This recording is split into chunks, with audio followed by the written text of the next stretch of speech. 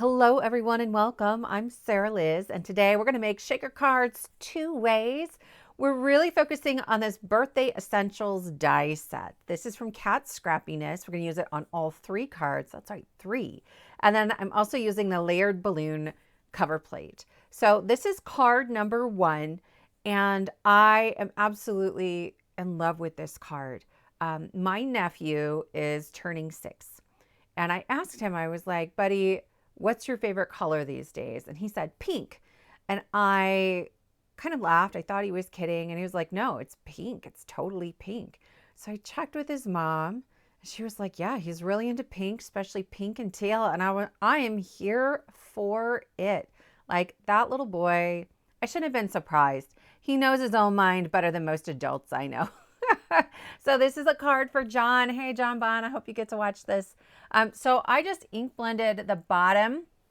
So I just ink blended the bottom of the frame and then kind of up the sides, fading as we get higher to create an ombre effect.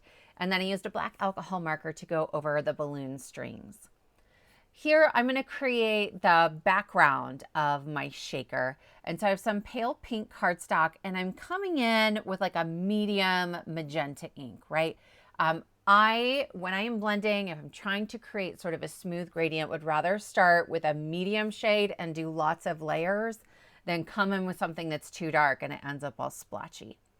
This is some shimmer spray from Altenew, and I just dumped a little bit onto my acrylic block and I'm flicking it on with a little paintbrush. And then I'm going to take some white acrylic paint and I'm going to mix it into some of that shimmer paint. Really, water would work fine here. I just wanted some more opaque splatter to go with it, but this made my white splatter a little shimmery too. That ink from Altenew is water reactive, so I do get a little bit of sort of that water droplet look as well, and it makes for a really quick and easy background. Along with the actual cover plate, that die set comes with 3 sizes of balloons that it cuts out. So I just cut them all out of 3 different colors of cardstock. I have a teal cardstock that kind of matches the ink blending on the bottom, a really dark navy, and then a white glitter cardstock. I mean, everybody needs a little glitter.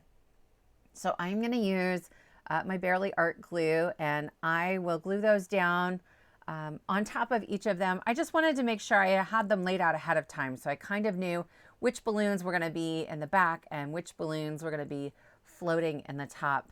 I knew as soon as I started working on a card for John that it had to be a shaker. So he's my nephew and he is the same age as my youngest son. They're just a couple months apart.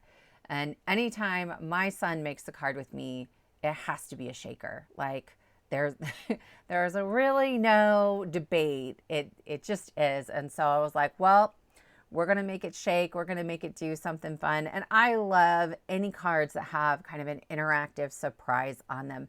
At the very end of this, I'm going to show a third card because we're making 2 shakers all the way through.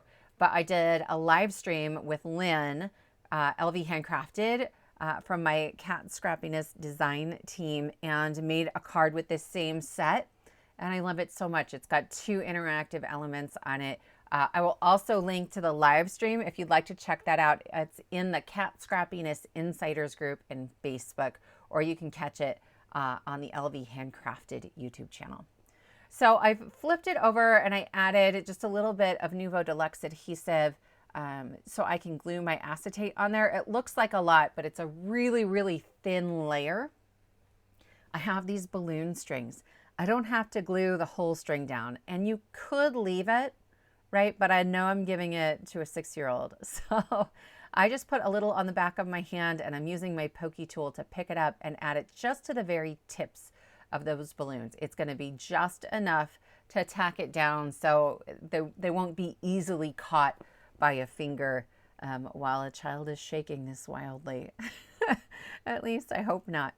So I kind of propped it up just because the glare sometimes is a bit much on acetate, but then I'll lay it flat and press those down firmly, and off camera I'll clean it up just a little bit more with my pokey tool, but there wasn't too much glue oozing out. This is the white AB solid confetti mix. This is my favorite. It's so pretty. It's like a white pearl iridescent, shimmery something.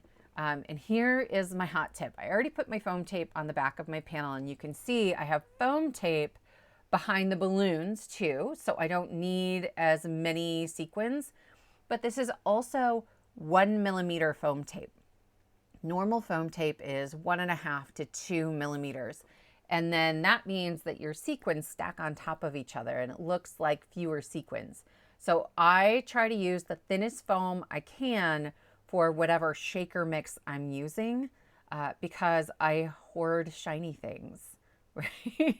I have more sequins than I might ever be able to use in my entire lifetime. But we're going to make 2 shakers out of this mix, and I still have over half of it left.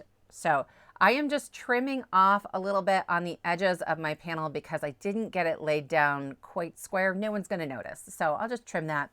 And then I'm going to add this to my card base. So it is landscape and then top folding. I'll use my wet glue once again because as ever, I get this far in and I'm always worried that I'm going to mess it up or put something down wrong. That's all right. It's on there. It's looking good. We have room though for a little bit more. So I have cut out the present. There is a little square shape and then this T-shaped piece that is like the top of the box and then the ribbon. And then there's a bow that goes on top. And actually there's a little circle you can cut out too for the knot on the bow. And I forgot to do that. Later on off camera, I will realize that and I will add that. When you see the pictures of the bonus card at the end, the little circle piece is on that bow. This die set is massive, right? So we're using the present on this card.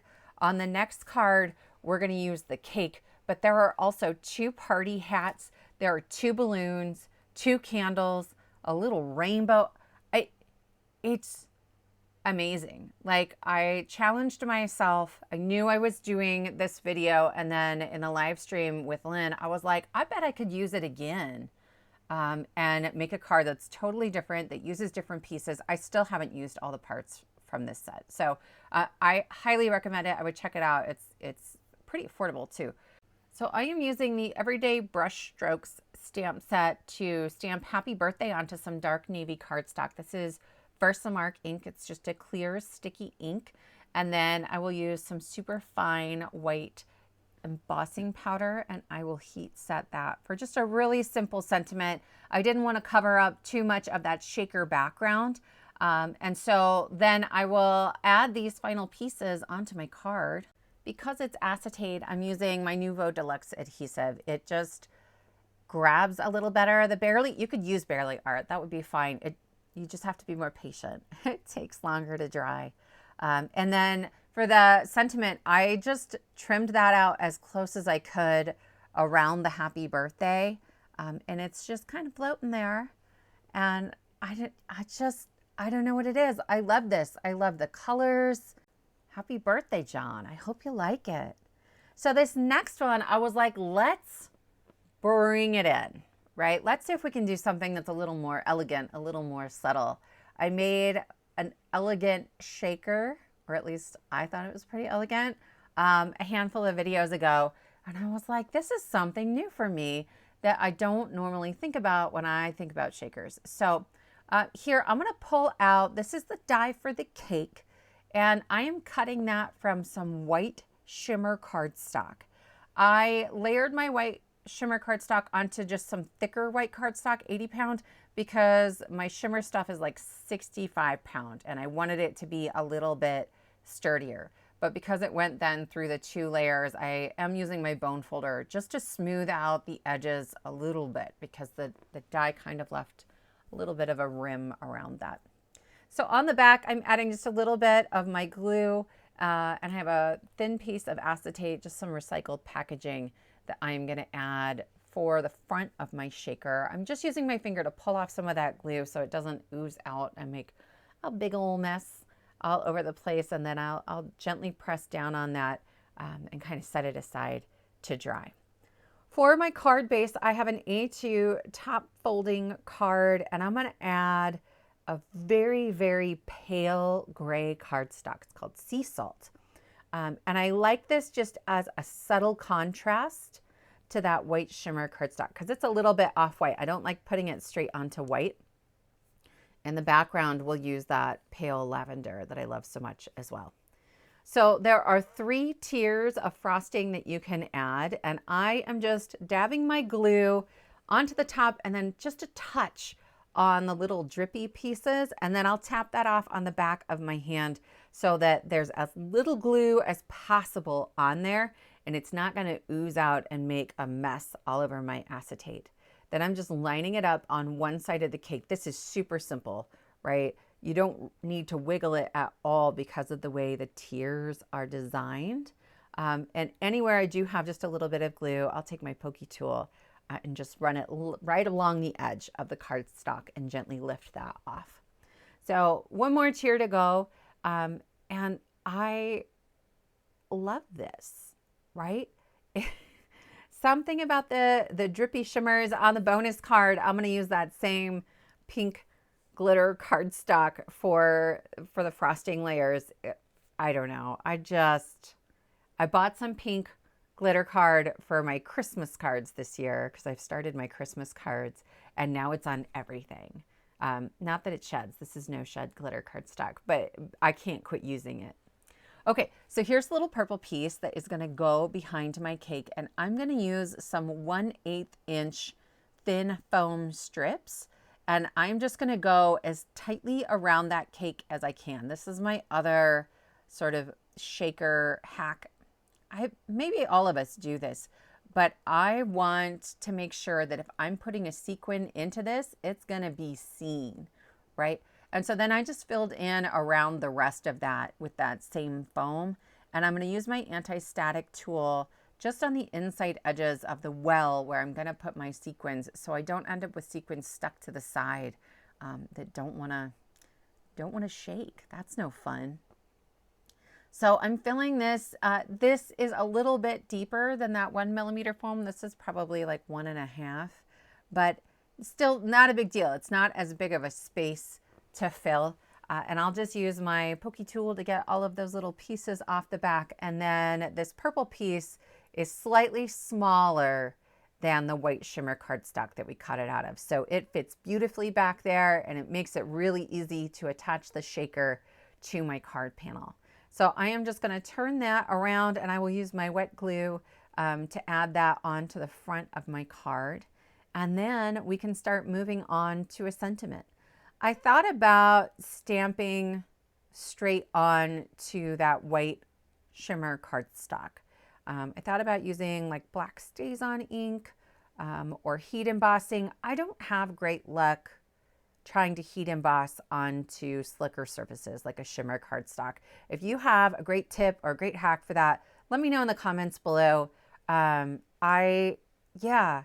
Sometimes I can do it and sometimes I can't. And so it's like a roll of the dice. So instead I am white heat embossing onto that same pale purple cardstock, the happy birthday that we used from the first card. It's that everyday brush strokes. And then I trimmed it out once again, sort of as tightly as I could.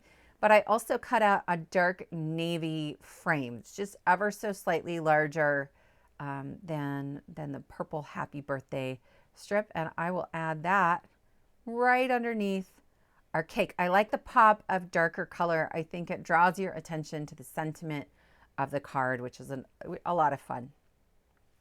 On the inside of the card, I wanted to add a little sass. So this is from Cheat Day. This whole stamp set is absolutely hilarious. I love, love, love it. It turns out okay, but I wish I would have stamped the inside of this before I put the shaker on there. It just makes it kind of thick on the top, so I was worried I was going to have a hard time getting it to stamp down cleanly. In the end, it worked out okay.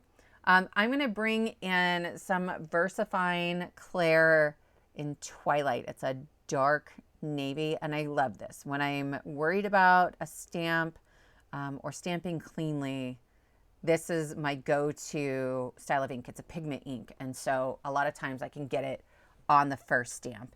And this one says, the more you weigh, the harder you are to kidnap. Stay safe, eat cake. So elegant and pretty on the front, funny on the inside. And then here's our bonus card. I made this in the live stream. It's got this little like drop down hidden message flap. And then on the inside, I used that cake to make this fun pop-up feature. Again, I will link the live stream below. You should absolutely check that out. We had a lot of fun in there, and I think they're going to be doing a monthly live stream in the Cat Scrappiness Insiders group. So here's one more look at all 3 cards. The first 2 shakers we worked all the way through, and I love them so much. And then our bonus card here. I hope you enjoyed this video. If you did, give it a thumbs up, consider subscribing, and I will see you next time.